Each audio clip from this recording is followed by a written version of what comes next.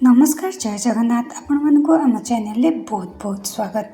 दर्शक बंधु आज आम गोटे हाई प्रोटीन ब्रेकफास्ट करने जाऊे जो थे आमको घरोई जिनसर आवश्यक अच्छी।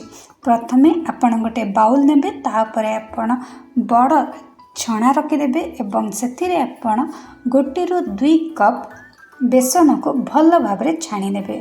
छाणी सारिला परे से आपण आधा कप दही ऐड करेंगे। दही रे अच्छी प्रोबायोटिक्स जोटा आम शरीर को ठंडा रखा सहित आमर पेट को सुस्थ रखिबा एवं ता सहित आम शरीर को गुड बैक्टीरिया दबारे सहायक होता है। दही ऐड कर सारा परे एताकू आमे भल भाव टिके घांटी नबा। घांटी सारिला परे एथिरे आमे आधा छोट चम्मच दबा लुण एवं ता सहित आधा छोट चम्मच टू कम आमे ये ऐड करबा आमर हलदी।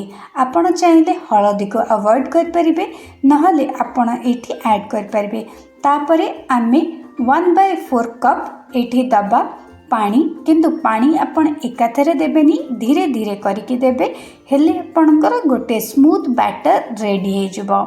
एही बैटर को एबे आमे 5 मिनिट पई कवर करके रखिदेबा एवं तापरे आमे आमर गोटे पैन बसेबा जो थेरे एही बैटरटा आमर स्टीम हबो। तो चलंतु आमर पैन बसईदेबा, किंतु मने रखिबे कि एथिरे आपण चाहिए टिके मिठा पाई कि आपण गुड़ किंबा मिश्री को ग्राइंड करके दे परिबे। एठी मु गोटे पैन नहीं जाइछि।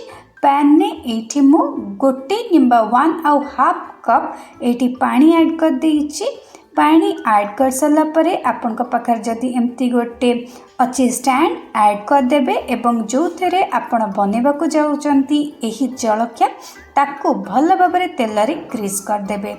एथिरे मु आधा छोटा चम्मच सोरिष तेल मध्य ऐड करिछि, किंतु तार वीडियो नबा को भूली जाइतिली।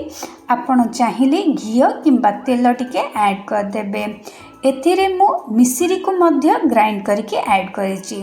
शेषरे स्टीम करबा आगुरु पूरा गोटे पैकेट आपण इनो को एथिरे गोळेई नेबे। मने रखिबे भल भाव ताकू फेंटिबेनी, ताकू हल्का हाथ रे बस गोळेई की स्टीम करिया को 15 ରୁ 20 मिनिट रखिथिबे। 15-20 मिनिट पर जेतेबेले आपण यार कवर खोलिबे देखिबे आपणकर जो टूथपिक अच्छी सेटा पूरा क्लीन बाहरिबो। ता उपरे तड़का दबा पई एठी मु आउ गोटे पैन नहीं जाइछि जो थरे मु 2 चम्मच तेल ऐड करिछि। तेल ऐड कर सारा परे एथिरे मु सोरिष ऐड करिछि 1 चम्मच एवं ता सहित एठी मु 2 ରୁ 3टा कंचा लंका को छोट छोट करी काटी नेछि। आपण जदि चाहिए ताहले आपण लंका को गोटा मध्य रखि परिबे। एठी तापरे मु मिश्री को गुंड करिकी ऐड करिछि। आपण चाहिए या जगह गुड़ मध्य ऐड कर परिबे, किंतु चेष्टा करिबे चीनी को अवॉइड करिया पई। एहा परे हमर जो नास्ता अच्छे किंबा जलखिया अच्छी यह प्रस्तुत हो गला।